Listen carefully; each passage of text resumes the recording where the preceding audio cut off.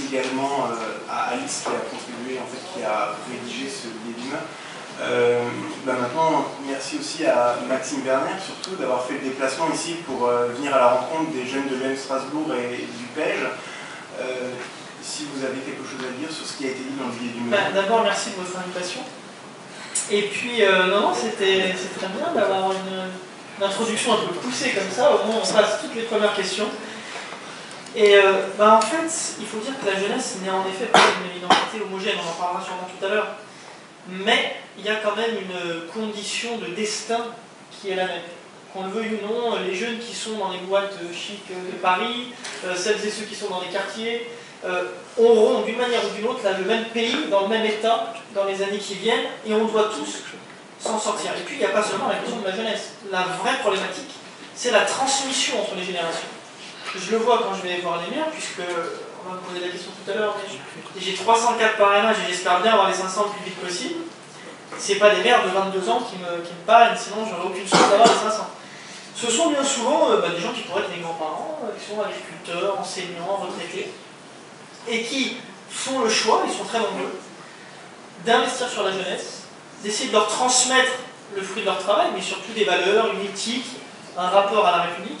Et je suis aussi ce médiateur-là, c'est-à-dire que je ne suis pas le porte-parole de la jeunesse, parce qu'on ne peut pas porter la parole en effet d'une jeunesse où je suis sûr que dans la salle, il y en a qui sont de droite, de gauche, de centre, de nulle part et de partout.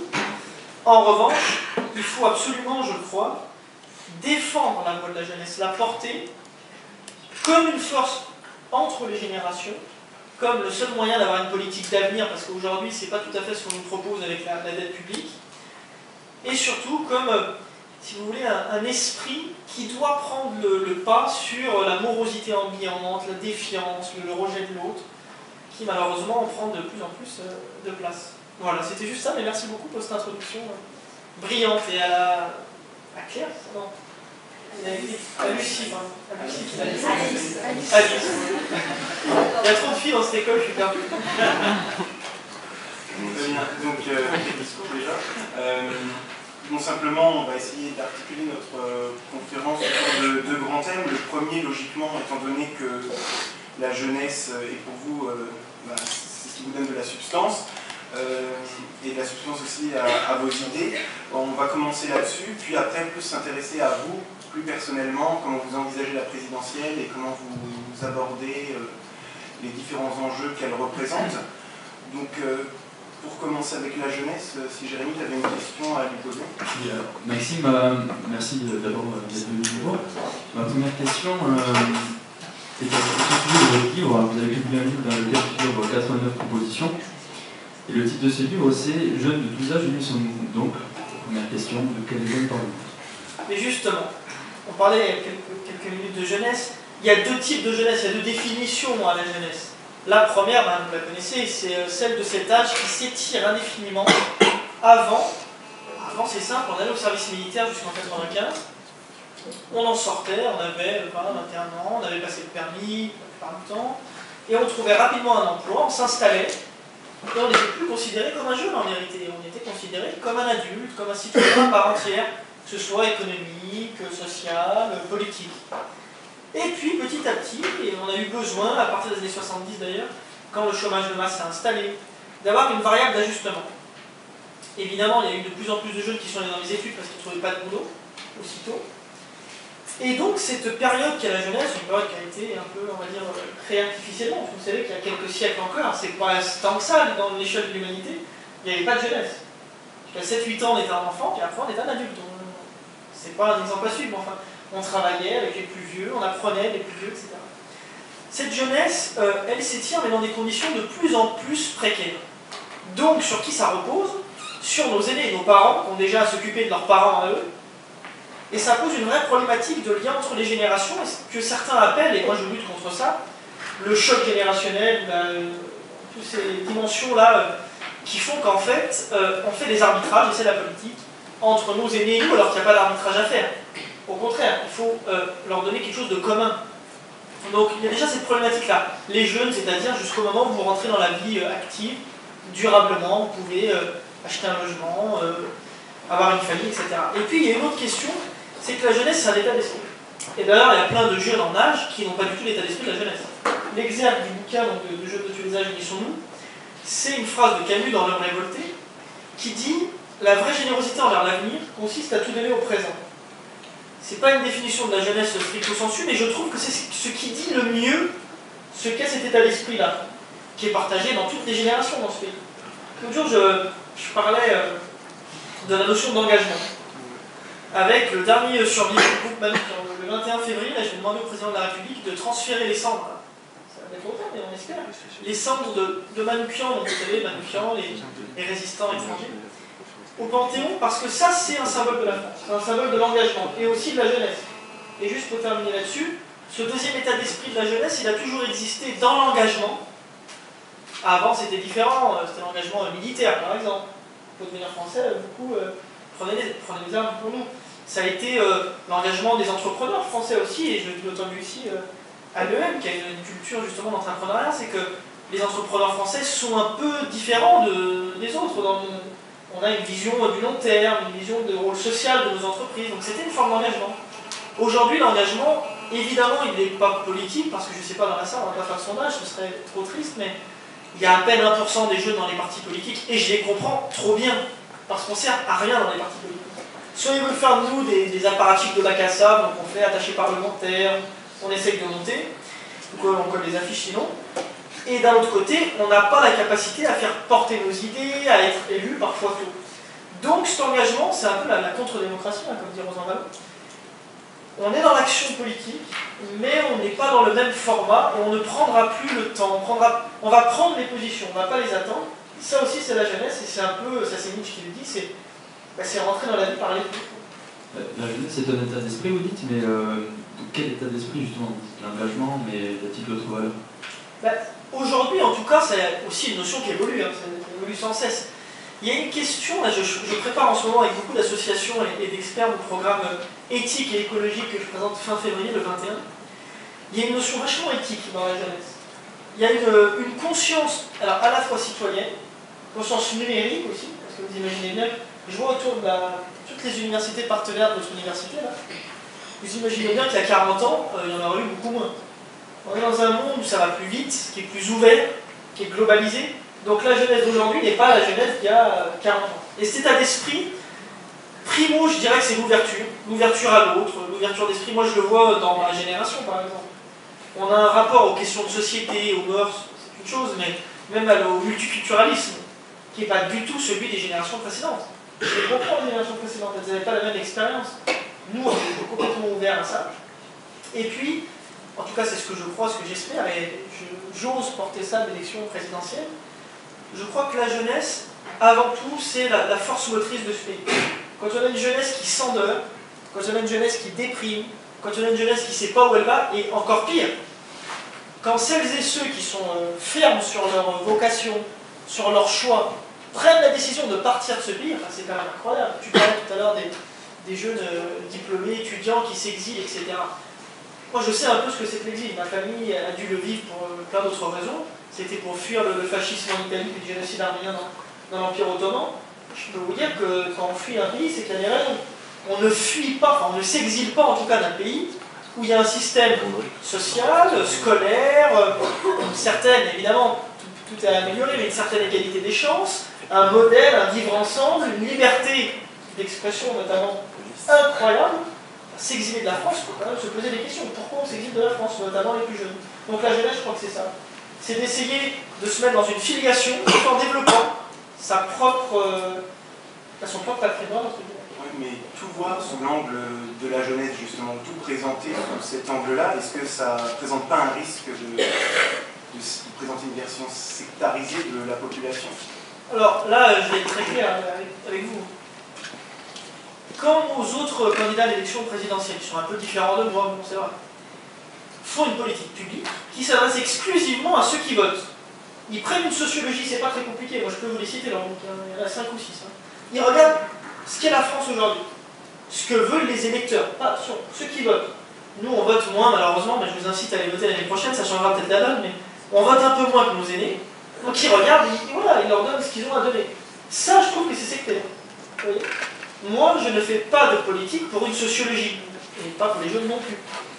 J'essaye d'avoir un projet d'avenir. Alors, ça en bouscule quelques-uns, ils disent ben, c'est un peu foufou ce qu'ils nous racontent, on ne pourra pas le faire dans les 2 ans. Oui, c'est vrai qu'on ne pourra pas le faire dans les 2 ans, mais on peut commencer dans les 2 ans, c'est même plutôt nécessaire. Donc, je ne suis pas du tout un candidat générationnel ou un candidat refermé sur une certaine vision, bien au contraire. Je pense que ce sont eux qui, si vous voulez, essayent de... On ne peut pas répondre à la crise de l'économie pas de marché, parce qu'elle restera l'économie de marché, mais en tout cas l'économie de croissance. On ne peut pas répondre que à la crise de la mondialisation avec seulement un regard de droite ou seulement un regard de gauche. C'est pas possible. C'est beaucoup plus complexe et le monde et le pouvoir politique est beaucoup plus restreint que ça. Donc il faut dépasser ces clivages. Alors je m'adresse pas que à la jeunesse, mais je m'adresse de la jeunesse. Je parle de la jeunesse, mais je pense que je porte des valeurs qui dépassent évidemment les jeunes et surtout que c'est au-delà, c'est ça qu'il faut regarder derrière ça. C'est au-delà des clivages. Quand j'ai une idée, je ne me demande pas ce qu'elle est de droite et de gauche et de centre. Je me dis, est-ce qu'elle est bonne pour l'avenir ou pas? J'aimerais qu'il y ait d'autres politiques qui en fassent autant. Quand on va sur votre site internet, Salim l'a dit tout à l'heure, votre slogan c'est Renaître ensemble. Moi ça m'a un petit peu surpris, vous pensez aujourd'hui que la France et la jeunesse d'aujourd'hui est morte? Il y a une nécrologie de la jeunesse française à écrire, véritablement. Parce que regardez bien, je ne vais pas vous tirer l'histoire de la France. Quand je dis nécrologie de la jeunesse, ça veut dire que nous on a des questions à se poser, mais c'est surtout la société qui a des questions à se poser. Qu'est-ce qu'on fait de nos jeunes aujourd'hui? Il y a quand même une... Je trouve en tout cas que c'est une vraie question. Quand je dis renaître ensemble, je m'adresse à autre chose en fait. Je m'adresse justement à cette éthique, à ces valeurs. Aujourd'hui, quand je dis renaître ensemble, je m'adresse justement au vivre ensemble. On essaie d'imposer que la réussite est individuelle, qu'il faut être le meilleur de tous. Je pense que c'est pas comme ça. La France n'a jamais grandi comme ça d'ailleurs.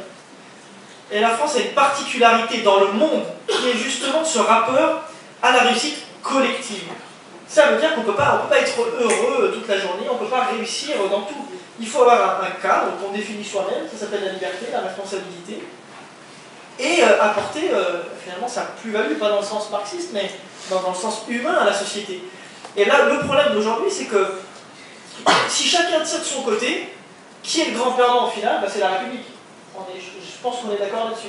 Alors moi c'est simple, mon programme, dans chacune de mes idées, à chaque virgule, je réfléchis à comment est-ce qu'on peut rendre plus concret, pour nous, mais comme pour tous les citoyens, liberté, égalité, fraternité. Donc quand je dis renaître ensemble, ce que je veux dire c'est que toutes les classes sociales, toutes les générations, tous les territoires, parce qu'on est vachement attachés à nos territoires, les villes, la ruralité, les banlieues, puissent se réunir sur un projet qui existe déjà, qu'on est censé connaître tous, qui s'appelle la République, et puisse avoir un socle solide pour affronter la mondialisation, non pas passivement et avec défiance et repli, mais au contraire, en étant proactif, ambitieux et n'ayant pas peur des mots, j'ai presque envie de vous dire confiant, parce que vous connaissez les sondages comme moi, les enquêtes d'opinion, etc.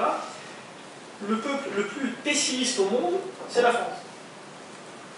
Alors que pour autant, je pense qu'on a un des modèles, une des qualités de vie les plus recherchées dans le monde. Donc il y a encore une fois voilà, un vrai problème d'esprit, et renaître ensemble, c'est ça. Trouver un esprit collectif qui nous permette d'avancer.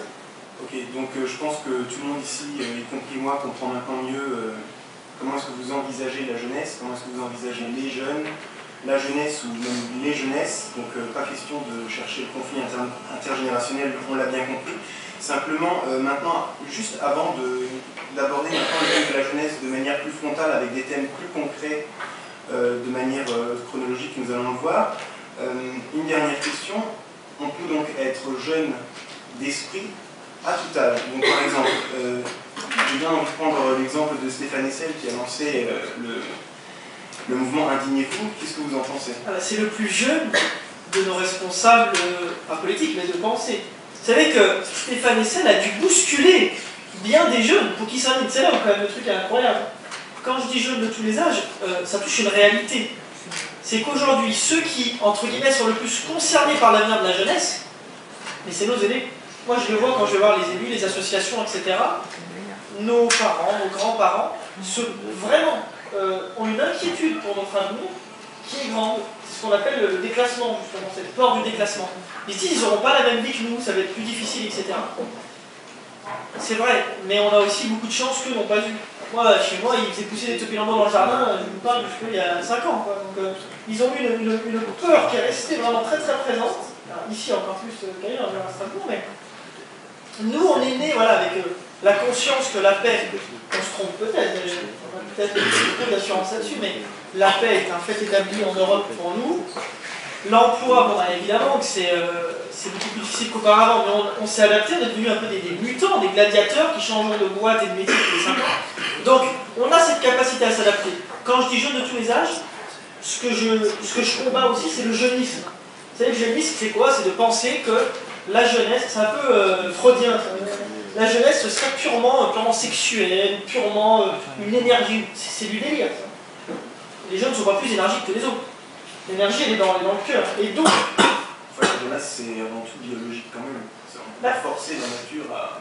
Écoute, si on réfléchit en fait à ce qu'est aujourd'hui la jeunesse, le vrai moment de jeunesse, il est plutôt un moment où tu es fini physiquement. Alors on va pas rentrer dans le détail, mais c'est pas l'adolescence. Les adolescents sont encore des minots maintenant. Tu sais, moi j'en vois quand même souvent. C'est-à-dire que là, vous voyez bien dans cette salle, vous êtes des adultes en fait. Vous êtes physiologiquement, intellectuellement des adultes. Mais par la société, vous êtes considérés comme des jeunes. Et il y a d'ailleurs plein de jeunes adultes qui intériorisent complètement ça, c'est les adolescents. Et jusqu'à 40 ans, ils veulent être jeunes. Alors, il y a cette problématique-là, puis on a quand même une autre problématique, et là j'y viens rapidement, c'est que dans ces jeunes de tous les âges, quand on arrive à la retraite, donc à 62, 60, un peu plus, quelques années, on a encore une énergie incroyable dans ce pays. Je ne suis pas en train de vous dire qu'il faut les mettre au boulot jusqu'à 70 ans, non, enfin, ils ont bossé toute leur vie. Mais ces énergies-là ne doivent pas être laissées vacantes ou se tarir d'elles-mêmes. Au contraire, je pense qu'une société, et là j'y viens, la grande valeur d'une société, c'est ce qu'elle fait de ses, entre guillemets, inactifs. Alors moi je propose plein de choses, des écoles de la mémoire, etc., le logement intergénérationnel, tout ça, mais ce qu'on fait de nos plus jeunes et de nos aînés, c'est entre guillemets notre, comment on dit Léon déjà? Il y a des sous-civilisations, je ne sais quoi. C'est la qualité de notre civilisation. Et bien aujourd'hui, on n'a rien à envier à d'autres, hein, enfin on n'a pas plus que les autres parce qu'on ne sait pas s'occuper de nos personnes âgées. Moi je l'ai vu avec mon grand-père, avec les aînés que je vois dans les maisons de retraite, c'est pas lui. Et vice versa, nos jeunes, on les fait galérer jusqu'à 30 ans. Quoi. Donc c'est ça, je me bats contre ça, et vous savez, parce que la question allait peut-être se poser, ceux qui me... évidemment ici on a l'EM, donc c'est autre chose, mais ceux qui me soutiennent, ceux qui sont sensibles à mon discours et à mon action, c'est pas seulement des jeunes, hein, c'est aussi des jeunes de tous les âges. Justement. Ouais, alors vous nous dites justement qu'on est tous adultes, qu'on a tous pris notre forme adulte, donc on est censé être mature, et pour autant, dans votre discours, là, j'ai relevé que finalement, on a aussi besoin de jeunes de tous âges, comme Stéphane Hessel, pour nous mettre à l'action, pour un petit peu nous motiver. Alors est-ce que c'est pas finalement une forme d'immaturité qui va contre la forme adulte qu'on est censé avoir tout ça adopté ici? C'est un tout petit peu plus pervers que ça, je crois. Il y a un texte de Bourdieu, je ne suis pas très bourdien, mais enfin, il y a un texte de Bourdieu qui est vraiment bien, qui, je crois que ça s'appelle « Qu'est-ce que la jeunesse ?» ou quelque chose comme ça, qui explique qu'au XVe siècle, à Florence, ils avaient compris quand même que pour écarter les jeunes du pouvoir, il fallait leur apprendre un certain sens de la vertu. C'était la force physique. Et donc, tous les jeunes se mettaient sur la tronche et faisaient du sport, etc. Ils étaient très forts, mais ils ne développaient pas là où ça se passait vraiment. Alors que la vraie vertu, évidemment, qu'elle n'est pas physique. Résultat, ils conservaient tous les pouvoirs. Je ne suis pas en train de vous dire qu'on est revenu au XVe siècle. Enfin, parfois, je préfère qu'on soit revenu au XVe qu'au Moyen-Âge avec Marine Le Pen. Mais bon, ça, c'est une autre question. Mais la problématique, elle est là aussi. Nos jeunes aujourd'hui, ils ont tellement intégré le discours, c'est Lacan, c'est le discours capitaliste intériorisé, ils l'ont tellement intégré, ils s'y adaptent tellement qu'ils sont plus vieux que leurs aînés. Donc ils sont au bloc. Pas tous, évidemment, si vous êtes là, c'est que vous avez un intérêt pour votre génération, pour les choses publiques, mais on a quand même une grande partie de notre génération. Moi je le voyais l'autre jour avec des étudiants, je ne sais plus j'étais où, de Sciences Po, qui me disaient, quand même, tu sais Maxime, on s'en sort mieux si on sort de cette école. On s'en sort mieux de quoi? C'est quoi la vie? C'est d'avoir un emploi qu'on n'a pas choisi mais qui est mieux admis socialement? C'est quoi? Donc ils ont un rapport eux-mêmes qu'ils ont intériorisé à la réussite, même à l'adulte. À ce qui arrive à l'adulte, c'est pas ça. vu que c'est la responsabilité avant tout. Et cette problématique-là, elle montre bien que la jeunesse, elle est, c'est au-delà de couper en deux, elle est coupée en 4 mais, ou en 10, mais il y a vraiment deux formes très distinctes, deux forces très antagonistes, avec une jeunesse complètement dans la vie, progressiste, adaptée aux nouvelles technologies, adaptée à la vie telle qu'elle est, mais qui garde un certain, n'ayant pas peur des mots, une certaine utopie. C'est-à-dire qu'il va aller pousser les limites. Et vous avez des jeunes qui ont complètement intégré la contrainte et qui se disent comment je vais faire pour m'en sortir le mieux possible.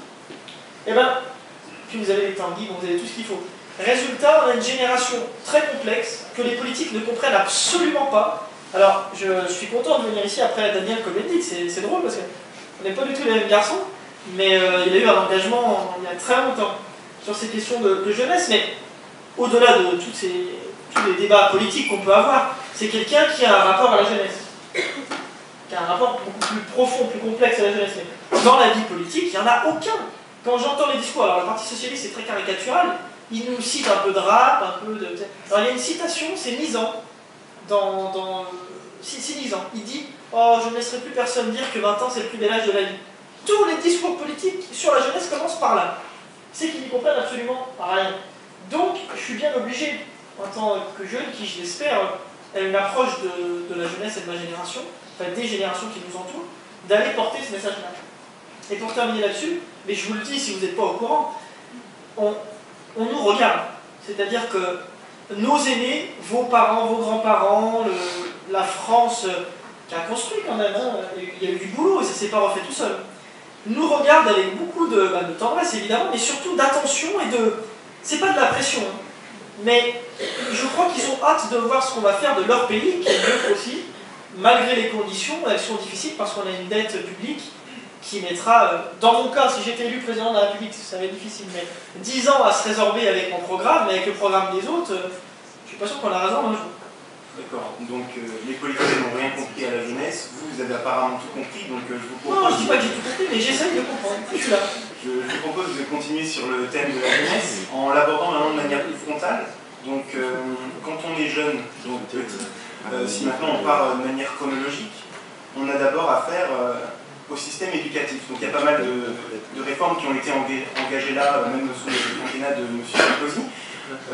Qu'est-ce que vous pensez de toutes ces réformes, en particulier dans le secondaire? On a un énorme problème dans l'éducation, c'est le collège. Alors ils ont voulu réformer le lycée, c'est bien. Le lycée, entre guillemets, on sait déjà où vous allez aller. Vous avez déjà passé les mailles du filet qui se referme au collège, parce que le collège est extrêmement social.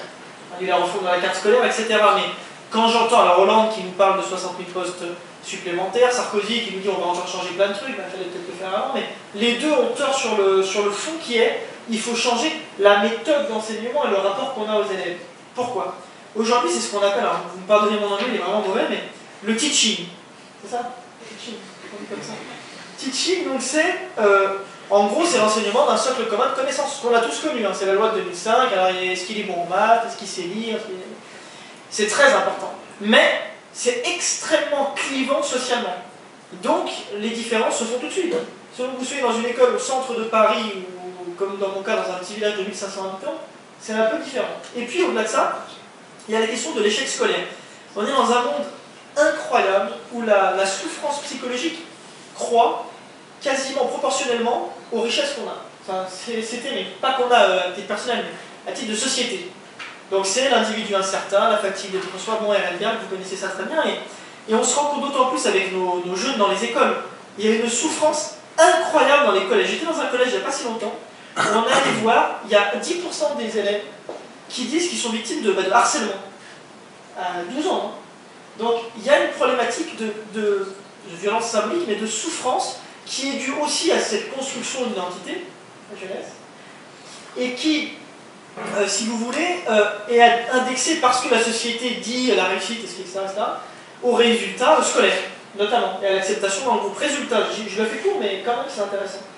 Résultat, vous avez des jeunes qui se mettent en situation d'échec alors qu'ils ont que 10, 12 ans, les gamins. Donc très tôt, on leur dit qu'il faut redoubler, etc. Ils ne voient pas ça comme une chance, parce qu'on va... évidemment, quand on a 50 ans, on se dit c'était une chance, moi j'ai redoublé la 4e, quand on en a 12 ou 13, on ne dit pas ça. Hein. Donc ils se mettent en position d'échec, ils restent entre eux, et c'est foutu. Vous avez des groupes qui sont constitués qui ne bougeront plus jamais.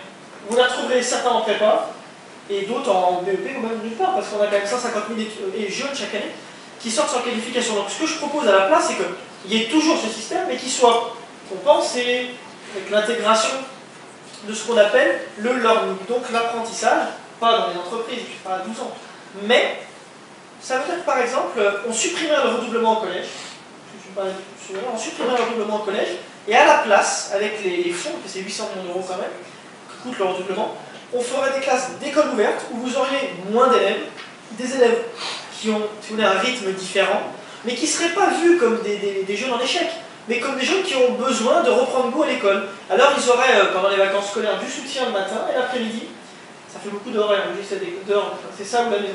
L'après-midi, ils auraient des activités, c'est-à-dire faire un projet personnel et collectif, ça peut être une soirée artistique, un journal, ce que vous voulez.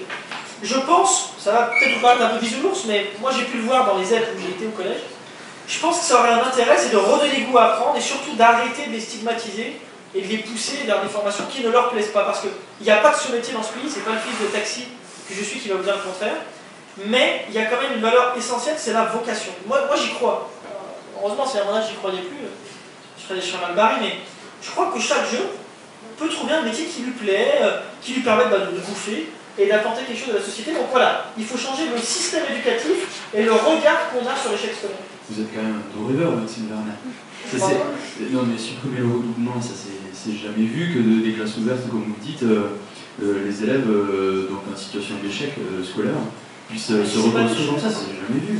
Non, mais il y a beaucoup de choses que je propose qui ne sont jamais vues, mais qui, à mon avis, se verront d'une manière ou d'une autre dans les 20 ou dans les 30 ans. Alors, peut-être c'est un constat qu'on ne partage pas, mais en tout cas, moi je pars de ce paradigme-là. Dans les 20 ans qui viennent, on n'aura pas le choix. C'est-à-dire qu'il y a un moment donné où notre génération, d'ailleurs, on va avoir des responsabilités grandes, assez tôt par rapport à notre âge, parce qu'il va y avoir un gap qui va se creuser entre les politiques et la vie économique, la globalisation, tout ça. On n'aura plus à se poser de questions, vous savez. Ça deviendra un enjeu, comme dirait le président, de civilisation.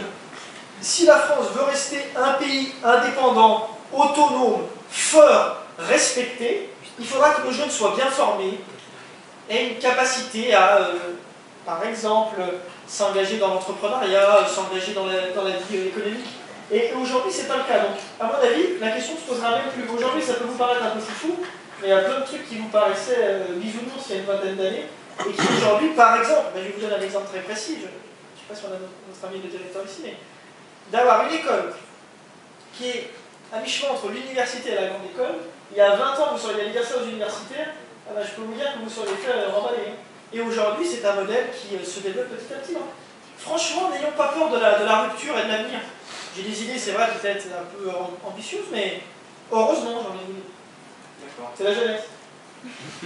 Donc on a parlé système éducatif, toujours dans cette logique chronologique d'aborder la jeunesse de manière frontale. L'emploi ensuite. On est très vite confronté au problème de l'emploi et du chômage, avec, particulièrement en France, mais aussi partout en Europe. Quel est votre avis là-dessus? C'est la question essentielle, parce qu'on devient adulte au moment où on est stable dans sa vie professionnelle.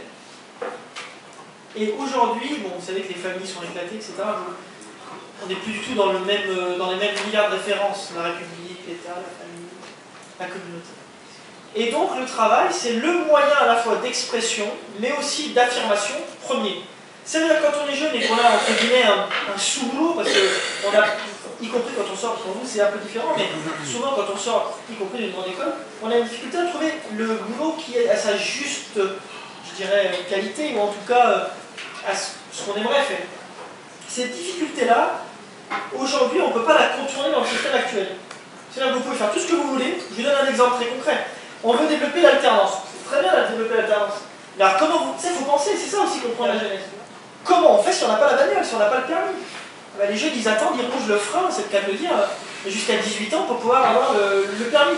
Donc, par exemple, je propose que les sociétés de la route, elles sont nombreuses quand même, sociétés de péage et d'autoroute, constructeurs automobiles, assureurs et les pétroliers, financent, ça leur reviendrait pas si cher que ça en fait, parce que ça serait chacun au niveau de ses parts de marché sur le pays français, sur le territoire, finance le permis de conduire à nos jeunes quand ils ont 18 ans, quand ils sortent de la journée de défense et citoyenneté, comme on dit.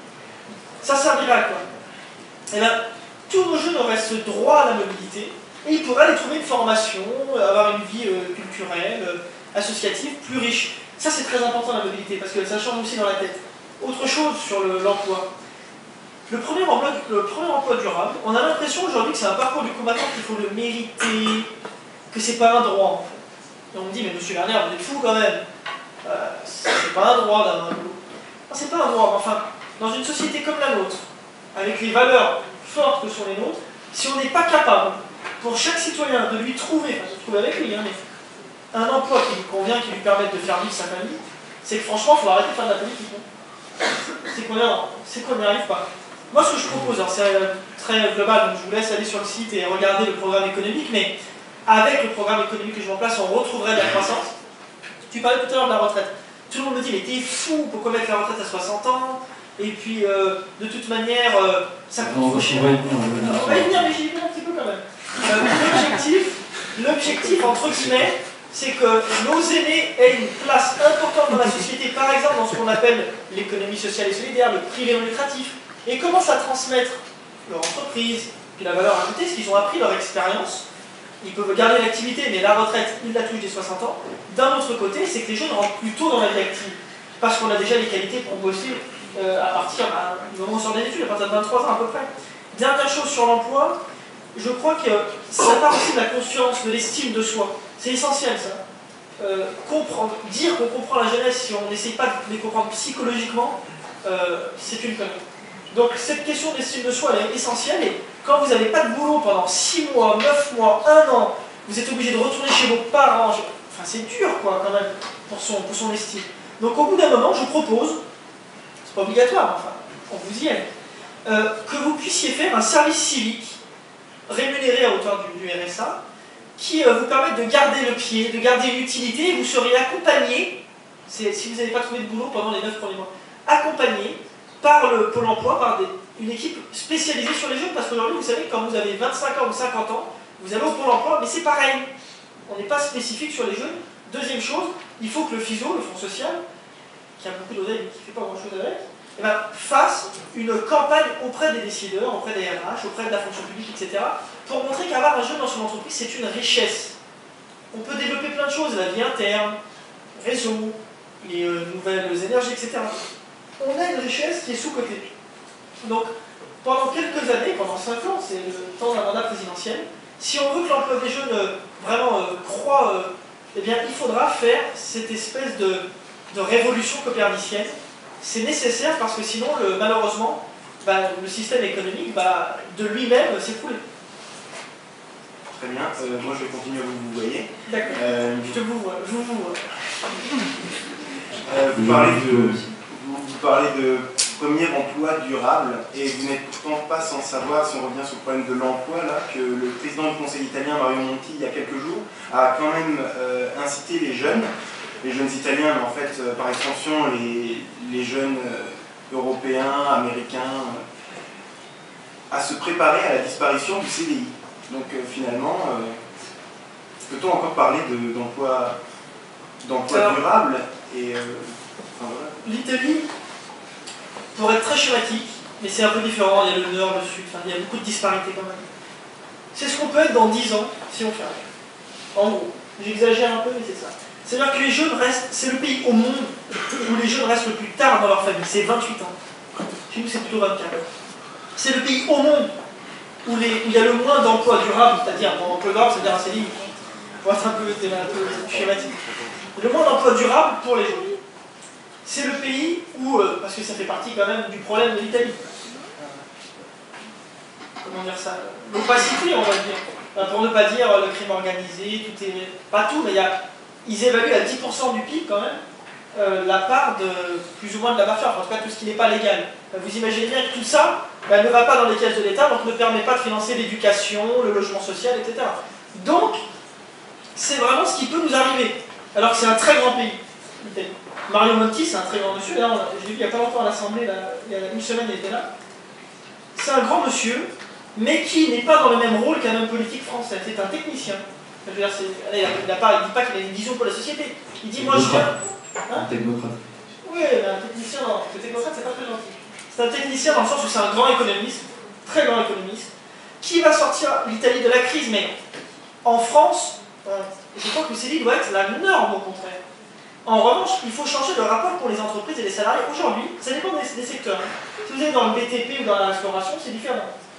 Et si vous allez dans vos secteurs à vous, c'est-à-dire la plupart du temps, ça va être le consulting, le marketing, tout ça, l'employeur a tous les pouvoirs quasiment. Vous n'avez pas bien le choix, vous savez, il y a peu de boulot. Donc, vous êtes dans un rapport de vraiment de subordination pour le coup. Donc, le CDI, c'est ce qui équilibre, entre guillemets, le rapport. Ce qui est important parce que, vous savez, le jour, c'était des entrepreneurs chinois ou japonais, chinois, que j'ai rencontrés, c'est horrible, qui détestent quand les gens, chinois, qui me disaient ce qu'on a délai d'élection du président. Donc, merci. Dans un instant, on va donner la parole à notre public. Donc, on va inviter les jeunes hommes ici présents et les gonzesses, comme vous dites. Avec beaucoup de... Attends. On repart au débat. Simplement, je crois que Jérémy avait une dernière question. Alors, vous êtes le porte-parole de la jeunesse, pardon, le porte-voix. Je sais que vous insistez beaucoup sur ce que vous dites. Et pourtant, porte-voix, par définition, ça porte la parole de il y a un filtre, tu vois. C'est-à-dire que ta parole est directe. Vous comprenez bien que je ne peux pas porter la parole de tous les jeunes de ce pays. Parce qu'il y en a qui sont... Vous imaginez que les jeunes du FN, je ne porte pas trop leur parole. Résultat, il faut être très clair sur ce qu'on est. Je crois que c'est très important de dire aux Français ce qu'on est. Donc moi, j'ai jamais menti, je ne suis pas le porte-parole. Plein de jeunes pas d'accord avec moi. Cela étant, je suis leur défenseur, leur porte-voix. Dans porte-voix, il y a le phénomène d'amplification et de militant, en fait. Vous voyez ce que je veux dire? Non, là, c'est de la grosse symbolique, c'est avec de cœur à fond. Hein, mais il y a un transmetteur, entre guillemets. Mon boulot, c'est d'être le médiateur entre la jeunesse comme état d'esprit, la jeunesse sociologique et la société, les pouvoirs en place, ceux qui font le cadre. Ça veut aussi dire les grandes entreprises, elles viennent me voir pour me dire qu'est-ce que t'en penses de ci, de ça, les responsables politiques, et évidemment les médias. Vous, l'avenir du pays, c'est d'être à la croisée, au carrefour de tous ces décideurs, en fait, ceux qui font l'opinion, ceux qui font la décision publique, et de les influencer en défendant toujours la jeunesse. C'est pour ça que je suis porte-voix de la jeunesse et pas porte-parole, parce qu'un porte-parole, ça pourrait par exemple être un député élu du parti de la jeunesse. C'est pas du tout ma logique. Donc je refais comme il faut. Vous êtes le porte-voix des paroles de la jeunesse. Et oh, ça me comprend. Des paroles des jeunesses. Des jeunesses. Je vais refaire. Vous êtes le porte-voix des paroles des jeunesses. Et Maxime Werner, vous êtes président de la République. Si, vous l'êtes. Qui mettez-vous au poste de Premier ministre? L'autre jour, on m'a demandé, c'est pour, je ne sais plus quel journal, le journal de... C'est Bi, voilà, c'est un journal de... On m'a demandé quelle serait ta Marianne. J'ai dit sur la Manuel. Après, on m'a dit quel serait ton Premier ministre. Alors, ils s'attendaient à la béquière, moi. Je leur ai dit non. Je leur ai dit, très simplement, puisque je suis un militant associatif, par évidence, je serai un président de la République arbitre. C'est pas moi qui vais être le chef de la majorité. Je n'ai pas de parti politique, donc je n'ai pas de majorité au Parlement. Non, c'est vrai, c'est logique. Donc si je suis président de la République, mon Premier ministre, ce sera le patron de la majorité parlementaire, tout simplement. Ça veut dire soit Aubry, soit, je sais pas, l'UMP, c'est Copé, enfin, celui que ce sera à ce moment-là. Et en ce qui concerne le ministre de la Jeunesse, ça va? Oh, tu me poses une colle, hein. Le ministre de la Jeunesse, donc il faudrait qu'il ait moins de 35 ans. Bah peut-être toi, tiens. Merci, gentil. Merci en tout cas, Maxime Werner. Merci beaucoup. Merci beaucoup à vous. Merci beaucoup.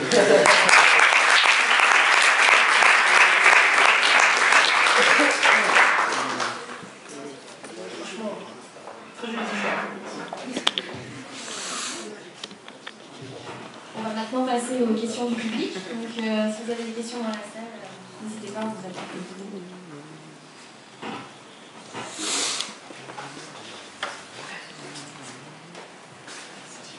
Bonjour Maxime Werner. Bonjour. Ça marche.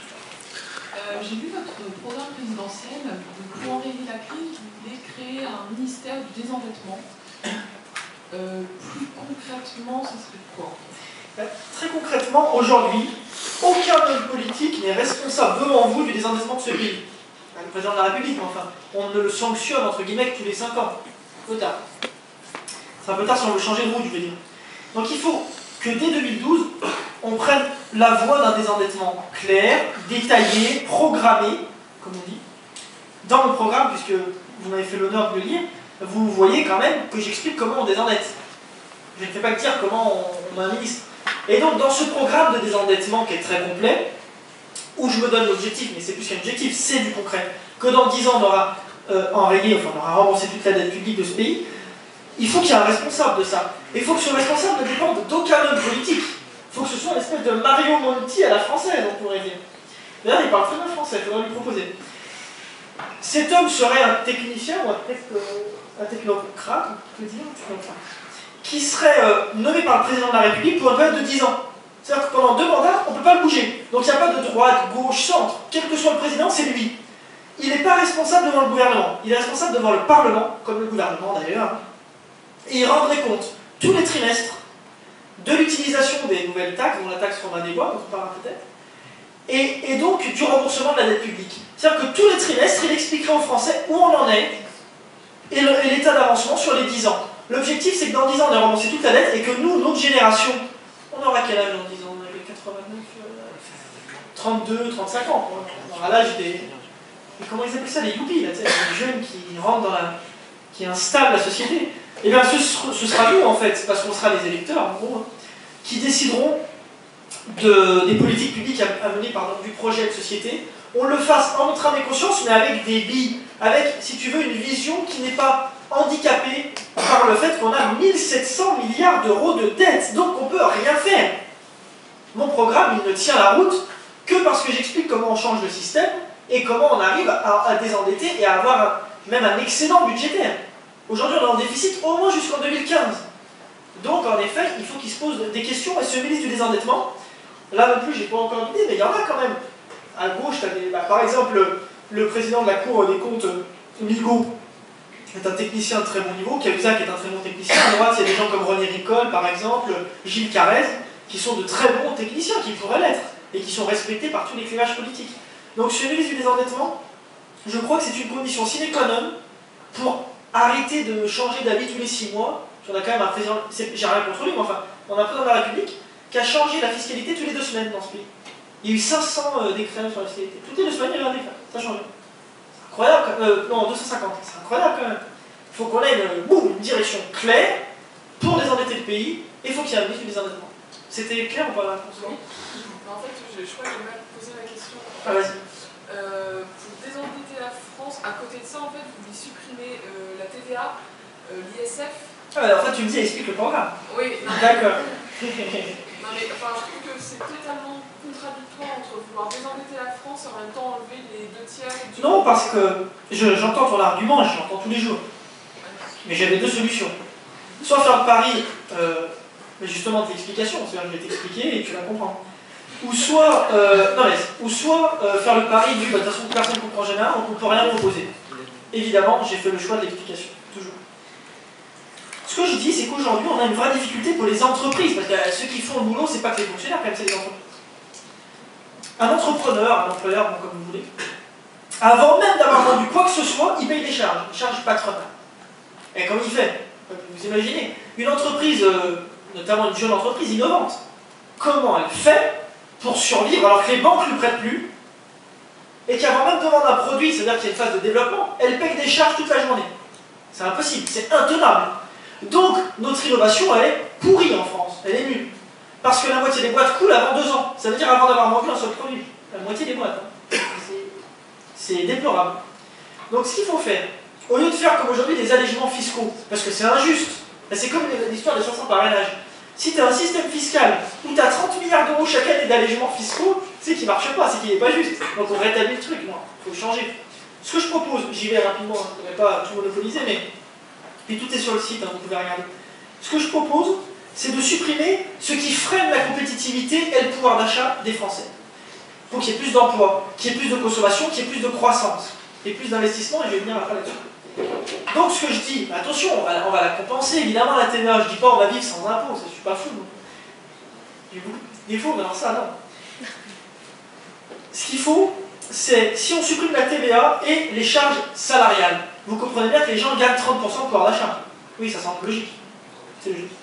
Si on supprime les charges patronales et l'impôt sur les sociétés, les entreprises gagnent au moins, parce qu'en fait c'est surtout les petites entreprises qui gagneraient. Les grands groupes, vous inquiétez pas pour eux, évitement fiscal, le truc, ils s'en sortent plutôt pas mal. C'est les petites boîtes qui coulent en France.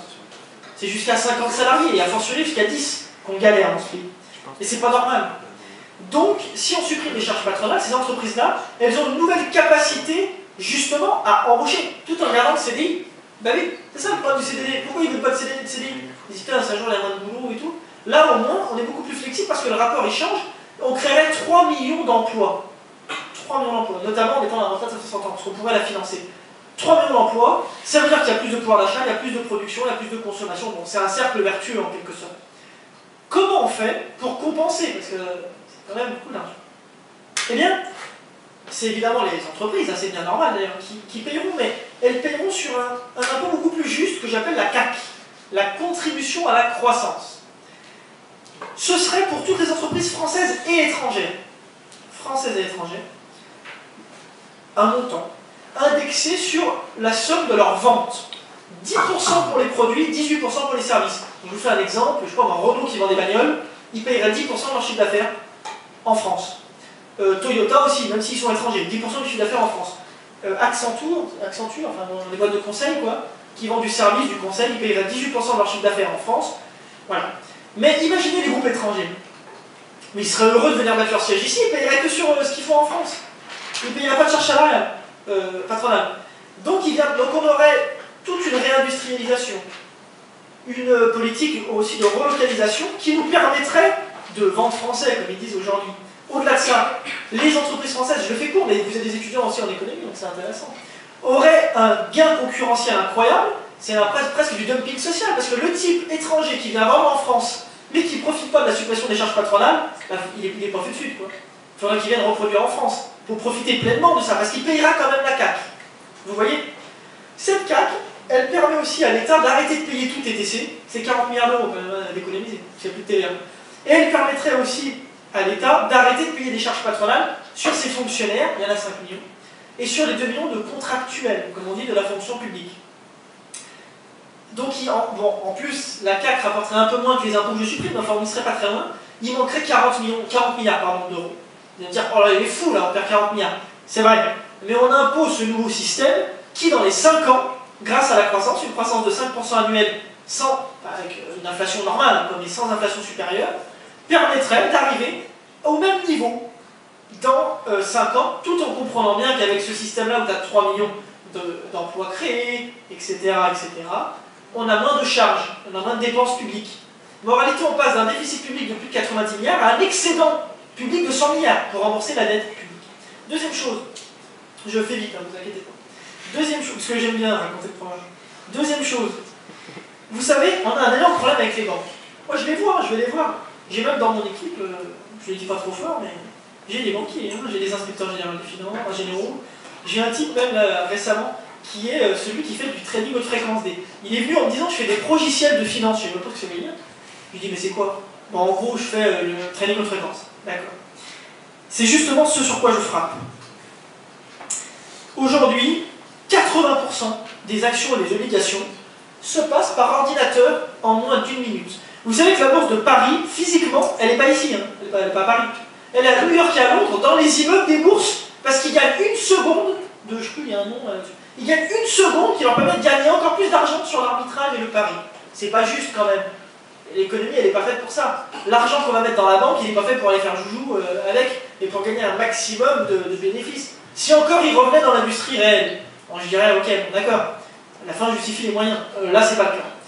Donc, les banques, on doit leur imposer de revenir à une économie de confiance, une économie plus juste, tout en gagnant évidemment de l'argent, c'est un métier, hein, il faut bien vivre.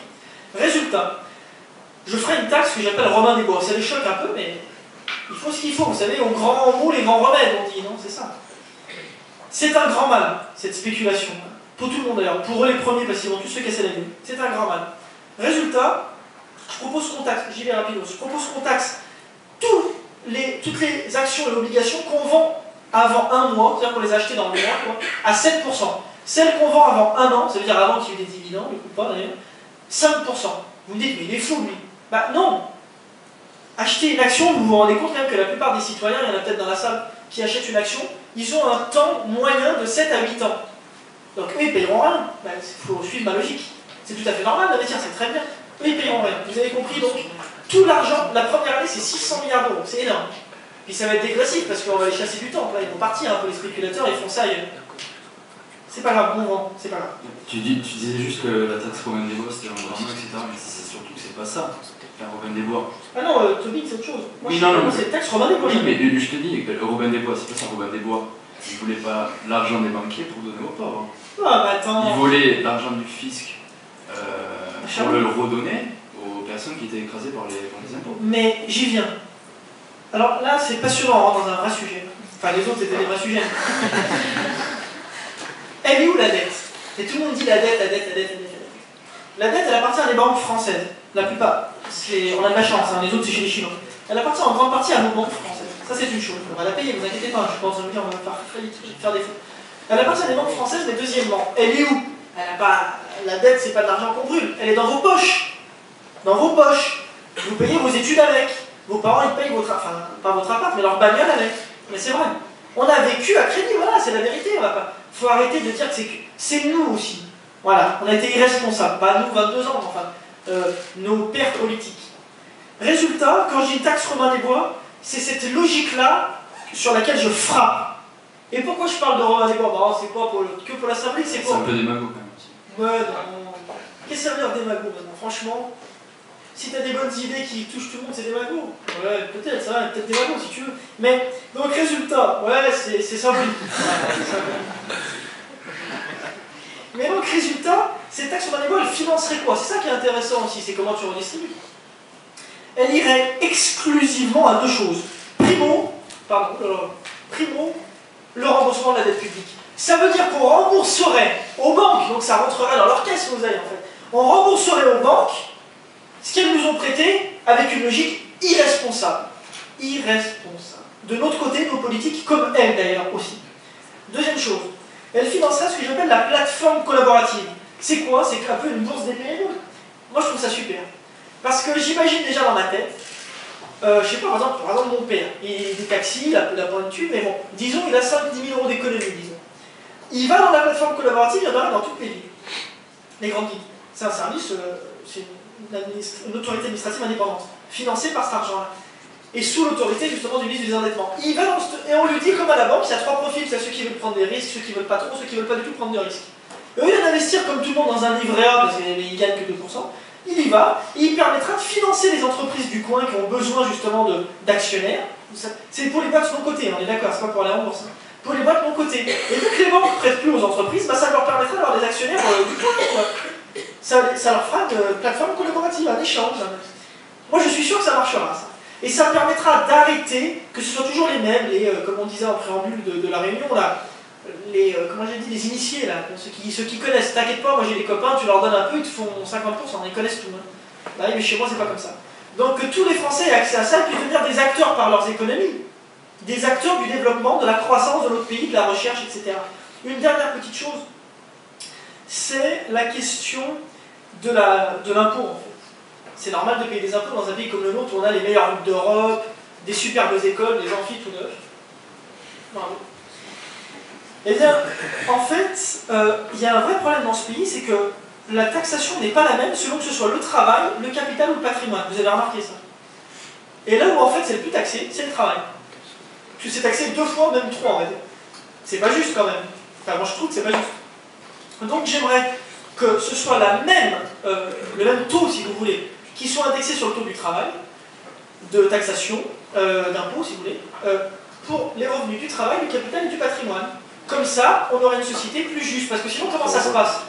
Vous savez que vous, enfin peut-être pas vous, mais toute notre vie on a travaillé, mais on n'arrivera jamais, et eux-mêmes sont les premiers à le déplorer, d'ailleurs ceux dont je veux dire, au niveau de patrimoine et de vie de nos aînés, qui eux ont travaillé aussi toute leur vie, c'est pas la question, mais ont pu placer dans l'immobilier, il a explosé.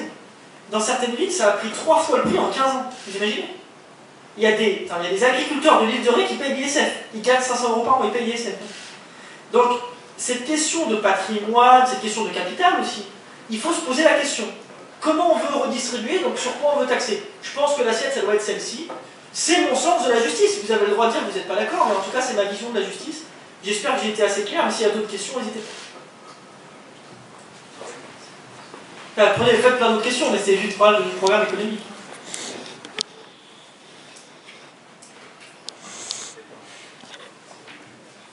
Oui, bonjour. Donc, je suis arrivé un peu en retard, mais j'ai cru remarquer, malgré votre ardeur, une certaine schizophrénie chez vous. Je le tiens à ma maman. Oui, non, c'est pas si grave que ça. À savoir le fait que certaines de vos mesures relèvent plutôt d'un certain libéralisme, on va dire d'un ultralibéralisme, par rapport à la suppression de la TVA, la suppression de certaines taxes, et d'autres plutôt par rapport à un certain socialisme, entre guillemets, retraite à 60 ans, un certain bien-être social. Alors je pense que déjà je pense pas que votre loi de financement, elle ne serait pas viable. Des économistes disent le contraire, mais j'entends ton argument. Oui, non, mais moi je vois pas comment c'est possible. Et tout d'abord, principalement par rapport au fait que vous semblez oublier que lorsque vous augmentez le pouvoir d'achat, vous avez sorti le chiffre de 30%. Si maintenant je vois un ménage gagne, oui, sa proportion d'épargne grandit, c'est pour ça que je suis 600 € en plus par mois. Qui nous dit qu'ils vont consommer français? Justement, j'ai dit. Si cet argent, bah oui, on va voter. Si, cet argent va vers les importations, c'est nada, quoi. Il n'y a rien qui se passe. Je veux dire, les relances Chirac, c'est une relance qui a échoué. Donc voilà, les relances par la consommation, il n'y en a aucune pour le moment qui a réellement fonctionné. Donc moi, je demande à voir. Ensuite, oui, par rapport aux taxes que vous souhaitez instaurer, avoir avec l'OMC aussi, parce qu'il y a plusieurs... Et avec la Commission européenne. Pour la TVA, c'est avec la Commission européenne. Oui. C'est pas très loin, ça va. Oui, mais il faut pas encore que je sois d'accord. Voilà. Et oui, voilà, donc vous avez évoqué aussi le dumping fiscal, ou plutôt social, mais je pense que ce que vous faites, c'est plutôt un dumping fiscal qui ne mènerait pas à grand-chose. Enfin, du moins, la vision que j'ai de l'État, c'est pas celle de diminuer tout simplement la TVA, mais de taxer peut-être plus justement. On en aurait peut-être un peu. Mais il serait pas mal, Premier ministre. Toi, attention, hein, je vais te donner ma carte. J'ai beaucoup aimé ta question. Et primo, j'y vais comme tout le monde par la liste, thématique. J'ai adoré ton premier. Bon, on me dit souvent, c'est vrai, je suis schizophrène. Hein. C'est vrai qu'étudiant et candidat à la présidentielle, il faut être un peu schizophrène. Mais. Et surtout, il faut surtout avoir de l'énergie. Mais, en effet, ce que tu appelles schizophrène, moi j'appelle ça libre. Je me fous des pensées libérales, socialistes, je sais pas quoi. Je les connais, parce que j'étudie ça. Mais je me sens d'aucune pensée, tu comprends? Je ne me mets dans aucune filiation et je ne veux qu'on me mette dans aucune case. Je m'en fiche. Mes idées, elles sont libres. Alors il y en a, ils peuvent dire c'est un peu de la droite, c'est un peu de la gauche. En fait, c'est aucun des deux, c'est différent, c'est nouveau. Ça montre que la politique, c'est pas que des trucs définis, hein, que ça change. Deuxième chose, tu parlais de la relance par la consommation. Alors il faut comprendre une chose. C'est puisque j'arrête de taxer l'activité humaine, mais que je taxe l'activité économique en France, y compris pour les sociétés étrangères, évidemment qu'on va récupérer. Pourquoi? Parce que Samsung, là, qui fait les télés, ils payeront sur leur chiffre d'affaires en France la CAC. La contribution à la croissance. Chiffre d'affaires ou bénéfice? Non, chiffre d'affaires. Parce que, attention, pourquoi chiffre d'affaires? Parce que c'est quand même le choix d'un entrepreneur qui fait son bénéfice, puis son marché, etc. On va quand même pas dire aux entrepreneurs, on va vous taxer plus parce que vous avez été intelligent, vous avez un bon modèle. Faut être con, enfin, t'imagines, c'est ce qui se passe un peu aujourd'hui, mec. C'est le choix de l'entrepreneur. Tu vois, s'il a un bon modèle, tant mieux pour lui. Si c'est pas bon, on lui proposera de passer dans l'économie sociale et solidaire, dans le privé ou lucratif. Ça veut dire qu'il aura un salaire, tout ça, mais ce sera sous forme coopérative, sous forme associative. Je trouve que c'est plus juste dans l'économie. Deuxième chose, tu me disais cette relance par la consommation. Pourquoi? Parce que justement on payera toute charge patronale, les entreprises vont revenir produire ici, mais deuxièmement, si tu veux, parce que tout ce qui sera produit et vendu en France payera intégrera une taxe, ici une contribution à la croissance, je trouve que le mot n'est pas trop mal trouvé, eh bien on arrivera à arrêter de dire aux Français acheter français alors que ça coûte plus cher. Les Français ils sont pas bêtes non plus, hein, il faut bien qu'ils bouffent. Hein. Donc ils achètent ce qui est le mieux pour eux, c'est homo economicus, quoi. Mais on permettra aux Français d'être plus compétitifs et de vendre moins cher les produits. Tu parlais tout à l'heure des importations. C'est une question essentielle. Vous imaginez quand même que l'Allemagne, nous on est à moins 70 milliards, ils sont à plus 190, je crois, milliards, la balance commerciale. On se fait laminer par les Allemands. Alors, ils ont la boîte outil, d'accord, enfin nous aussi on a plein de trucs, on a des centrales nucléaires, il paraît que Sarkozy était à Fessenheim ce matin. On a quand même plein de trucs à vendre, on a même, il paraît, des Rafales, ça commence à se vendre. On essaye. Donc, il y a quand même un moment où il faut comprendre que c'est pas la qualité de notre production qui est à remettre en cause. Tu parlais aussi tout à l'heure du dumping, est-ce que ça allait créer du dumping social? N'oublie jamais une chose, on a la meilleure productivité du monde. La meilleure du monde. Vous imaginez? Du monde, c'est simple à expliquer. Ça veut dire que si fiscalement, le coût du travail arrête d'être indexé non pas sur la réussite de l'entreprise, mais sur une prise de risque complète, parce qu'elle est indexée sur le travail humain, sur l'activité des citoyens, lapsus, mais en fait évidemment des travailleurs, eh bien, tu te retrouves à te dire, mais évidemment que le dumping fiscal devient un dumping social, parce qu'on a les meilleurs travailleurs du monde, c'est un peu chauvin, mais en tout cas, la meilleure productivité horaire du monde. Oui, horaire, parce que je fais les 35 heures. Mais, tu comprends, enfin, c'est ça la logique. Dernière chose, évidemment, je fais pas de jeu à la science, hein. Mon programme, je l'ai pas fait tout seul, je suis pas tombé non plus, attention. Mais j'ai la capacité, en fait j'ai la chance, vu ce que je suis, d'être très humble, tu vois, et d'être un mec curieux, très passionné des choses. Donc j'ai beaucoup lu. Pendant un mois, toutes les nuits, chez moi, je lisais, je me renseignais sur l'économie, j'allais voir des économistes, des chercheurs, j'arrête pas. Il y a 2 jours, je faisais le matin une conférence avec Rifkin, le soir avec Attali, dans la même journée. Mon cerveau, il allait péter. Mais ça me permet de trouver vraiment le cœur de la pensée économique, d'où ça vient, etc. Et de me couper de cette filiation pour créer quelque chose de nouveau. Alors je ne dis pas que c'est forcément parfait, mais c'est nouveau, et attention, j'y tiens particulièrement, toutes mes propositions sont faisables, réalisables, toutes. Il n'y a plus qu'à signer, le décret, si tu veux, je te l'écris, il n'y a plus qu'à signer en bas de la feuille. Donc, c'est très important, et je suis évidemment, parce que je ne suis pas non plus, attention, hein, ils m'attendent au tournant, les garçons en face, ou les filles. Donc, qui ne sont pas de mon âge d'ailleurs, parce que c'est les garçons et les filles de mon âge, eux, en la présidentielle, pas trop même. Ils m'attendent au tournant, et je n'irai jamais, je ne suis pas suicidaire, avec un programme qui serait bancal ou complètement rêveur. Je suis allé voir des économistes de talent et de renom qui ont lu le truc, qui m'ont un peu changé 2-3 trucs quand même. Par exemple, la TVA, ils m'ont appris, je ne savais pas, qu'il fallait demander à la Commission européenne avant de supprimer, mais ils m'ont dit c'est faisable, mais il faut demander. Donc j'ai enrichi le programme, je l'ai réaxé, mais il a gardé, et j'y tenais, l'esprit originel.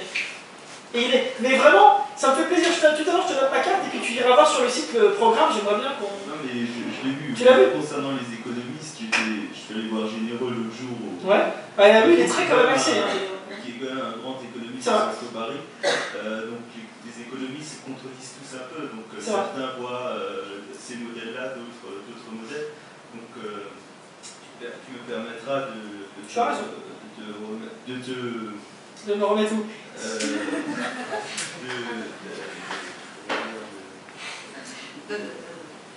De me recadrer. De te recadrer, de ne pas accepter cet argument-là. Et concernant les importations, tu n'as pas vraiment répondu à ma question, parce que c'est pas parce que les entreprises s'implantent de nouvelles entreprises s'implantent en France qu'on va empêcher les Français de... La question, c'est pourquoi est-ce qu'on ne consomme pas français?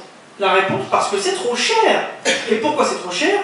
Parce qu'on est dans un monde globalisé et qu'on a une fiscalité qui pèse sur le travail. C'est simple pourtant. Parce qu'on n'est pas sur une compétitivité de prix, on n'est pas sur une compétitivité qualité, mais prix en France, justement. Alors on est bête parce que sinon on est plus cher. C'est pour ça que les Allemands achètent des BMW, des Audi, et nous on achète Peugeot, Renault. C'est ça le... Non, j'entends bien. Mais n'oubliez jamais ça, et pourtant c'est pas compliqué l'économie, je vous dis, moi qui suis pas du tout économiste et qui suis bien mis dedans. Le travail est trop cher en France. Tout le monde est d'accord, même la gauche, tout le monde on n'est pas fou quand même. Ça ne veut pas dire qu'il ne faut pas que les gens gagnent leur vie, hein. Au contraire. C'est-à-dire qu'il faut que la taxation elle se bouscule du travail à l'activité. Et pour l'instant on n'y arrive pas parce qu'on n'a pas confiance en notre industrie, enfin notre économie en général. Moi j'ai confiance en notre économie. Je trouve que vous êtes vachement brillants, que vous allez y arriver, que vous allez être des acteurs économiques de premier plan. Donc j'ai confiance, donc je fais un modèle en adéquation avec ça. Ce que je dis, c'est ça. Si demain le travail en France est beaucoup plus compétitif et toujours aussi qualitatif, que les boîtes étrangères qui nous vendent des produits comme ça viennent peut-être les produire en France, ou en tout cas payent la taxe sur ce qu'il y a en France, on pourra créer de l'emploi, d'autres emplois, qui pourront exporter. Pourquoi? Parce qu'une fois qu'on sera plus en déficit budgétaire, une fois qu'on payera plus de charges patronales, toutes les entreprises qui font de la recherche, des entreprises innovantes, pourront aller au bout de leur projet. Et là, on va exporter. Pourquoi on n'exporte rien? Non mais, toutes les innovations, ah là je vais être chauvin, vous me permettez quand même une petite seconde, toutes les grandes innovations dans le monde entier, pas toutes mais beaucoup quand même. Mais avec le téléphone ça vient d'Italie, mais alors le reste ça vient de France quasiment. Et on s'est fait bouffer par les Suisses en ce qui concerne Internet, le CERN qui est très brillant, mais les États-Unis, etc. Et ça c'était super. Et je peux vous dire un truc, je vous le dis avant ta question. Parce que souvent, tu sais, on fait le truc, là, les écoles, il y a une classification ou je ne sais quoi, mais vous posez des bien meilleures questions que les parisiennes. Non mais, vraiment. Parce que j'ai fait un débat une fois avec les HEC, SEC, Dauphine, truc, c'était nul, c'était pourri. Alors j'ai fait des débats à l'ESSEC, EM Lyon, EDEC, Schema, tout ça. EDEC, enfin bon, tous ces trucs-là, c'était super. Et chez vous, tu vois, il y a des super questions. Donc je suis, comment dire, enfin, voilà, ayez cette confiance-là, quoi. L'avenir, il n'est pas chez nous, il est chez nous. Vous allez préserver cette dynamique, on va devoir faire une dernière question. Après, ouais, 2-3. Bonjour Maxime. Bonjour. Tu permets que je te tutoie? Avec grand plaisir. Tu me rajeunis, moi j'en ai marre. Je vais tutoyer alors. On est de la même génération de toute façon. Voilà, en fait, on a la même coupe de cheveux aussi. J'ai remarqué ça, c'est un peu jaloux d'ailleurs. Bon, je suis destiné à être carrière politique, c'est sûr. En fait, je suis un peu gêné parce que j'ai pas vraiment de questions à te poser. En revanche, j'ai quelque chose à t'offrir.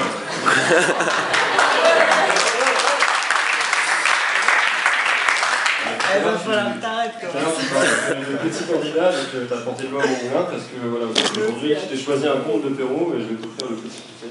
Oh, c'est très gentil. Ouais, merci, je savais pas si t'aimais lire, donc j'ai pas pris beaucoup de texte. Hein. Il y a beaucoup d'images. Et en fait, j'ai un peu personnalisé le petit pousset, parce que tu verras en fait, je garde, j'ai apposé ma signature. En fait, c'est pour t'aider dans la collecte des 500 signatures. Tout à l'heure, tu disais que j'en avais 304, donc je sais pas ce qu'elle vaut honnêtement, hein, mais peut-être que dans quelques années, elle va la valeur. Donc au moins, tu l'auras. Donc voilà, j'espère que tu auras tes 500 signatures. Franchement, je t'en ai c'est très gentil. Merci beaucoup.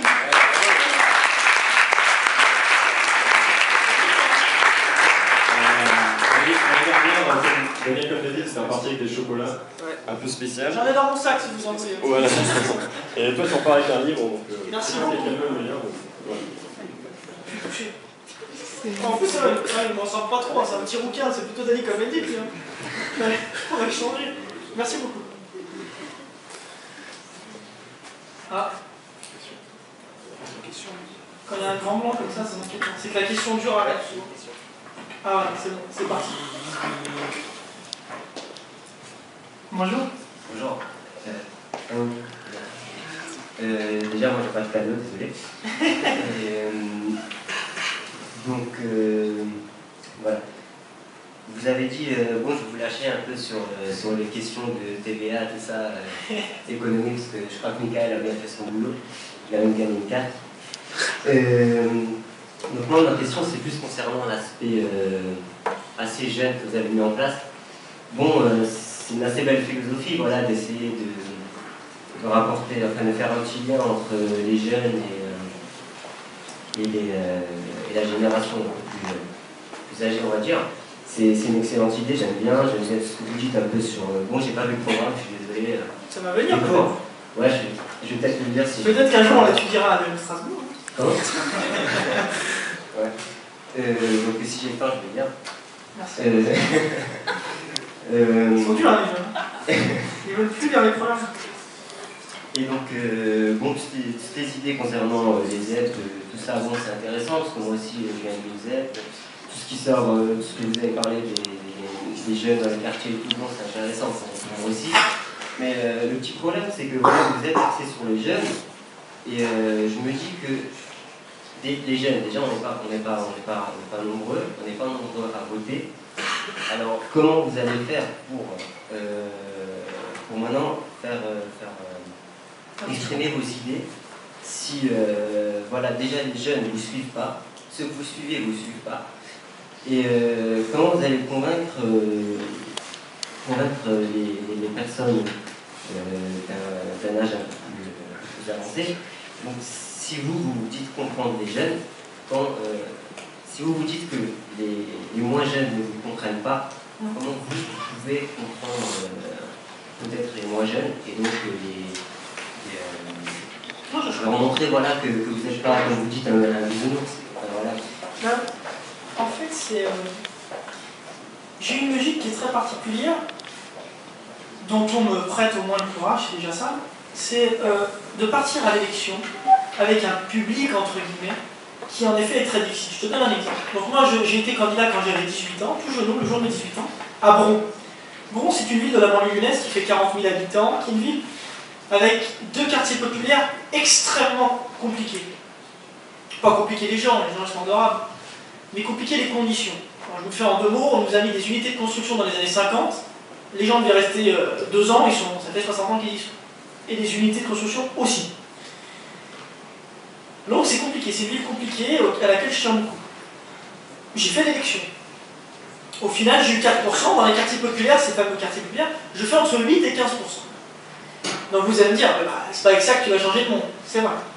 Mais, quand je parle de réussite collective, eh ben, ce qui est le plus important aussi peut-être dans cette campagne, vous voyez, c'est que je suis là, par exemple.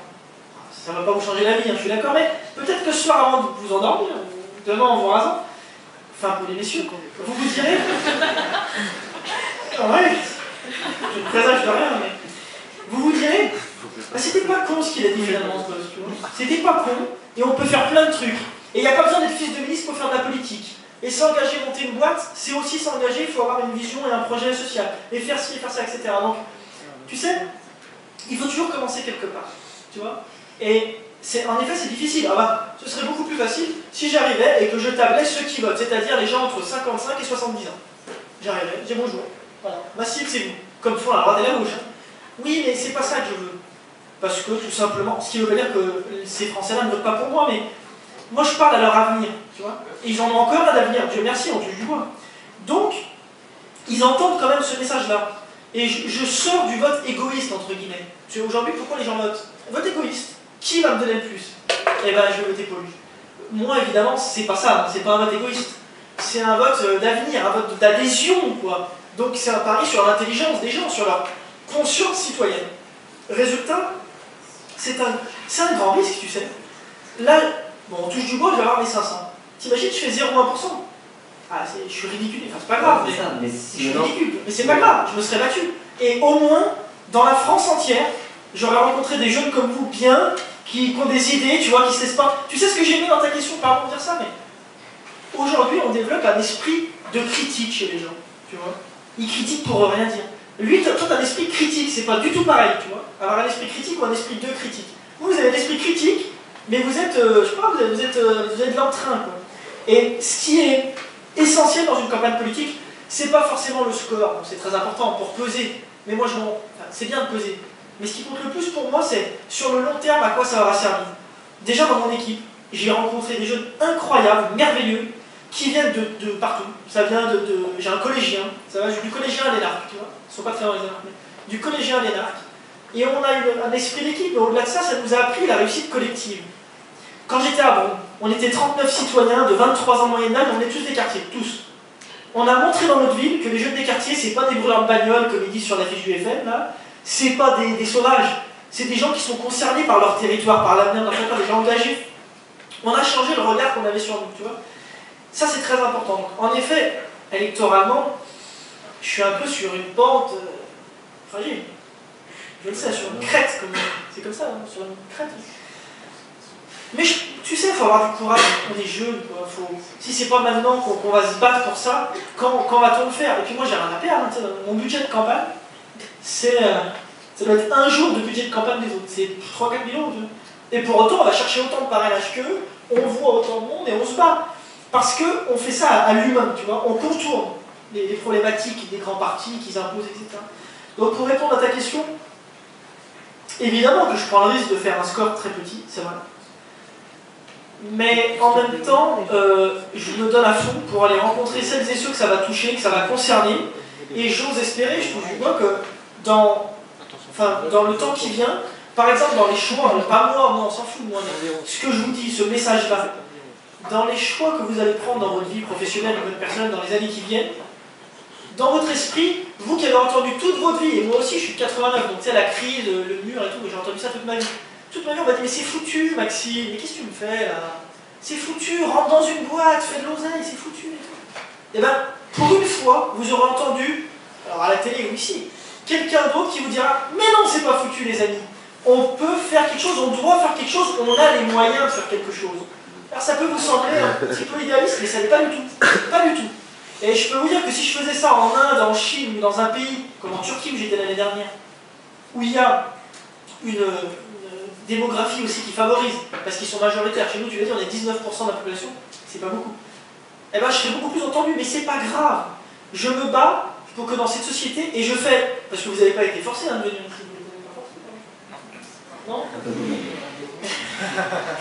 Parce que je me dis, tu vois, tous ceux qui sont ici, ils ont fait le choix de passer 2 heures de leur temps à venir discuter, échanger sur l'avenir de leur génération et tout.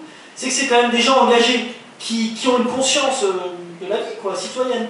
Et ben, j'essaye de raffermir votre conscience. Je suis pas, attention, c'est pas pour donner de leçons, pas du tout, mais ce que je veux dire, c'est que si vous êtes tenté de vous décourager, et ben non. On peut faire plein de trucs. Moi, j'ai un mouvement qu'en fait, il y a plein d'autres mouvements, vous allez en initier, j'en suis sûr, entre vous, et c'est vraiment, comment dire, voilà, c'est ce message. Espoir, ça ne veut rien dire maintenant. Espoir, tout le monde dit espoir, ça ne veut plus rien dire. Mais c'est ce message de combativité et de générosité envers l'avenir, c'est ça, quoi. Si on se donne, on va y arriver. Voilà. Donc ça fera peut-être pas beaucoup de voix, j'en sais rien, je me bats pour, mais bon, j'en sais rien. Mais j'aurais transmis le message, un peu comme le petit pousset, tu vois. Il ne sait pas jusqu'où il va aller, mais il y va. C'est pareil. Mais si maintenant ça vient à tourner à la catastrophe, est-ce que vous allez continuer à porter ce message ou bien sûr, bien sûr. Tu vas t'arrêter? Tu sais, si catastrophe il y a, c'est que moi qui vais la vivre, dans le fond. C'est ça, c'est comme dans le foot, on dit toujours... C'est un peu tous les jeunes, parce qu'après le message que tu leur as porté, il a été un peu cassé par tout le reste de la société, donc ils ne vont pas continuer à y croire. Il y a 2 choses, je suis d'accord. C'est pour ça que tout le monde vient me dire, Maxime, tu sais, les politiques, ils aimeraient bien que je les ai pas les 500, ils font tout pour. Ils disent, Maxime, mais c'est pas grave si t'as pas les 500. Je dis, si, c'est grave. Ils me disent, pourquoi? Je dis, parce que j'ai dit aux jeunes qu'on pouvait y arriver, en contournant les difficultés. Alors maintenant, si j'y arrive pas, ils vont me dire quoi? En fait, il a essayé, mais en fait, c'est la société qui a raison, on peut pas, même si on essaye, on peut pas. Ce qui les empêchera pas d'essayer, je l'espère, mais... Donc c'est très important pour moi, vraiment. Mais ce que je veux dire, c'est que si je réussis, on s'en rappellera. Si j'échoue, t'inquiète pas, mais normalement, on aura complètement oublié ce qui s'est passé. Sauf celles et ceux qui l'ont vécu, parce que vous le vouliez ou non, vous l'avez vécu. C'est une expérience, vous êtes là, vous avez vu, vous savez, vous avez vu, vous avez vécu. Vous vaincrez peut-être, mais pas aujourd'hui. On vaincra le 22 avril, j'espère, mais c'est, tu vois, et par exemple, on en vient justement, voilà, c'est une belle forme de réponse. Cette histoire d'économie, moi j'appelle ça franchir le Rubicon. On en est à cette époque-là de la vie. Il faut arrêter de se tourner autour du pot. Hein. Soit on a le courage d'aller de l'autre côté de la rive, mais ça veut dire qu'il y a des sacrifices à faire, et nous on a déjà fait pas mal, mais on va en faire encore. Ou soit on attend comme ça, on fait un petit peu, les 5 touches, on se dit le monde va quand même nous aider, parce qu'on est la France, on est beaucoup comme ça en France, on se dit non, c'est éternel la France, un jour Charles de Gaulle va revenir, il va nous dire non. C'est de nous et seulement de nous que le salut viendra, parce qu'on sera courageux, parce qu'on aura des idées qui au départ sont un peu évidemment, oui, c'est pas la Commission européenne qui va m'appeler pour le faire, c'est clair, mais je vais y aller. Si on est courageux et proactif, on y arrivera. Je parle en politique, mais vous avez compris que ce que je dis, ça vaut dans tous les champs de la vie. Et pour répondre encore à ta question, ça pose quelque chose d'important sur ce qu'est la jeunesse. C'est presque une... Tu vois, c'est l'éternel retour. On revient à notre vraie question. La jeunesse, c'est l'apprentissage de la frustration. Enfin, c'est l'enfance, mais on l'apprend encore dans la jeunesse. Aujourd'hui, nos jeunes, ils ne savent plus être frustrés. Il faut tout. Pas tous, évidemment, mais ils ont beaucoup de mal avec ça. Alors qu'en fait, c'est important de ne pas tout avoir. Et surtout, c'est important de valoriser ce qu'on a. Je ne suis pas en train de vous faire le truc, l'abbé Pierre, mais je trouve qu'on doit ouvrir les yeux sur la richesse qu'on a. Vous avez vu quand même, c'est incroyable ce truc-là. Vous avez vu tous ces pays là? On est au cœur de. On a des moyens éducatifs, un système de santé, on a tout. J'ai très peu voyagé dans le monde, mais un petit peu quand même. Là, on m'invite en Haïti au mois de mars. C'est pas pareil en Haïti, hein. C'est pas pareil du tout. On a une chance incroyable. Moi, évidemment, ça a été plus facile. Je suis né, c'était dans le biberon, quoi. On me l'a pas dit comme ça, mais chaque geste, chaque engagement des gens autour de moi, ils n'ont jamais fait de politique, mais ils faisaient que s'occuper des voisins. Non, ils bossaient jamais. Mon père est artisan, il foutait rien. Il faisait que s'occuper du voisin, du vieux d'à côté, du truc. C'était comme ça, c'était normal chez nous. Et ben, je suis né avec ce truc-là, mais je pense que le 21e siècle, vous avez quand même vu ce qui s'est passé au 20e, on ne va pas refaire le replay. Le 21e siècle, il ne peut qu'être différent. Et ce sera le nôtre, ça c'est clair. Et le mouvement de masse qui portera le 21e siècle, ça a été le féminisme au 20e siècle, qui a été un mouvement qui a transformé en profondeur la société, qui a humanisé la société. Il fallait, parce qu'après ce qu'on a vécu dans la première partie du 20e siècle, il fallait au moins ça, et encore ça ne suffit pas toujours. Aujourd'hui, le 21e siècle, je crois que ça va être le siècle de la jeunesse, comme état d'esprit, comme valeur, et on a une responsabilité gigantesque. Je regardais l'autre jour les valeurs des jeunes Indiens. Les jeunes Indiens, c'est l'avenir. Tous les Chinois, ils n'arrêtent pas de se taper dessus, tout ça. C'est très difficile. En Inde, c'est un peu plus quand même cohérent. Il y a beaucoup de disparités, mais c'est plus cohérent comme société. Putain, lapsus énorme. Mais de rigueur, ces jours-ci. C'est une société beaucoup plus cohérente. Vous savez quelles sont les valeurs qu'ils souhaitent mettre en avant? Qu'est-ce qu'ils veulent dans la vie? Que veulent-ils dans la vie? Que veulent-ils dans la vie? Primo, être riche. Être riche, c'est bien, ça fait pas le bonheur. Deuxièmement, être célèbre. Ça fait pas le bonheur non plus. Donc, ils ont quand même un idéal un peu monocylindré, et puis qui est faussé. C'est-à-dire qu'ils n'ont pas compris que l'espèce ça semble enfermé comme dans l'Occident en ce moment. Ils n'ont pas compris l'échec de la pensée dominante occidentale d'aujourd'hui, qui va se remettre en place, mais ils ne l'ont pas compris, donc ils vont tomber en plein dedans. Résultat, nous, Européens, Occidentaux, on est les premiers, Français, on est les premiers à s'être rendus compte de ça. Alors on doit être les premiers à apporter des solutions. Et voilà ce que je voulais dire. Je suis désolé d'avoir été un peu loin à ta question, mais j'avais envie de dire ça avant qu'on se quitte. Je suis... Au départ, vous savez, je suis quelqu'un qui était passionné de politique, tout simplement, comme il y en a ici qui sont passionnés, je sais pas, d'autres choses, de théâtre, de musique, de cinéma, de sport. Je suis passionné de ça aussi, mais la politique, c'était pour moi une passion, j'adorais ça, mais je me disais pas, tu m'en fais. La jeunesse, c'était ma génération, mais j'en ai pas fait un combat. Et puis, au fur et à mesure, quand j'ai vu ce que c'était que les quartiers, la ruralité, chez moi, on s'emmerdait. Ils étaient tous à fumer les shit autour de la place du village, on n'avait rien à faire, il n'y avait pas de planning, il n'y avait rien. La banlieue, bah c'est pareil, c'est une question de frustration et puis de violence symbolique, même de langage. On nous rejetait tout le temps. Et ben je suis arrivé dans les beaux quartiers, un peu de Villy-sur-Seine, tout ça. L'autre jour, je voyais une mère de nuit, je lui dis, mais c'est bizarre, ta ville, les trottoirs ils sont faits pour les calèches. C'est pas à taille humaine, sa ville, c'est drôle. Je suis arrivé dans un autre univers. Et je me suis dit, quand même, ça doit être différent. Et ben au final, j'ai trouvé la même chose. Des jeunes qui ne savaient pas où aller, qui souffraient de ne pas savoir où aller, etc. Enfin bon, je te passe le détail, mais c'est là où j'ai pris pleinement conscience qu'il fallait se battre pour ma génération, pour la jeunesse, parce qu'une jeunesse déprimée, une jeunesse qui ne sait pas où elle va, et une jeunesse qui recrée le modèle, mais en pire, parce qu'en caricaturé, franchement, j'ai pas envie de vivre là-dedans. Et mes gosses encore. Mais aujourd'hui, c'est ta génération, mais dans quelques années, ce sera peut-être plus ta génération, donc est-ce que tu vas continuer à les comprendre comme ça? Notre génération, il faut quand même... Attention, hein. On aura les manettes comme dans 20 ans, les amis. On a encore 20 ans de boulot avant de mettre au point ce qu'on fera de ce pays. C'est-à-dire que dans 20 ans, il faut qu'on y réfléchisse. Et je ne dis pas que je suis le seul, hein. Je fais partie de ceux qui lancent la réflexion. Pour que vous preniez cette conscience-là, que ça sera vous bientôt, avec des contraintes énormes. Mais je ne suis pas le seul, il y en a plein d'autres. Et j'espère bien qu'il y en aura de plus en plus, peut-être toi. Parce que ça appartient à tout le monde. Tu vois, tu me parlais des ZEP, tout ça. Quand j'étais en ZEP, c'est clair qu'on m'a pas dit tu vas faire de la politique, mon grand. On m'a dit ouh, mais t'as des mains douces, toi, dis donc, toi t'es un artiste. Bon, tu feras pas menuisier. Bon, ok. Tu parles bien, t'as une bonne tronche, fais communication. D'accord. Et ben, j'espère qu'un jour on dira plus jamais ça aux gamins et qu'on leur dira ok, qu'est-ce que tu aimes faire, c'est quoi ta vocation, etc. Et c'est notre responsabilité. Voilà ce que je veux dire pour finir. S'il n'y a pas d'autres questions, on les fait après autour d'un pot, c'est ça? Oui, voilà. On est gâtés. Et ben, ce que je veux dire, c'est ça. Ce que je veux dire, c'est notre responsabilité est pleine et entière.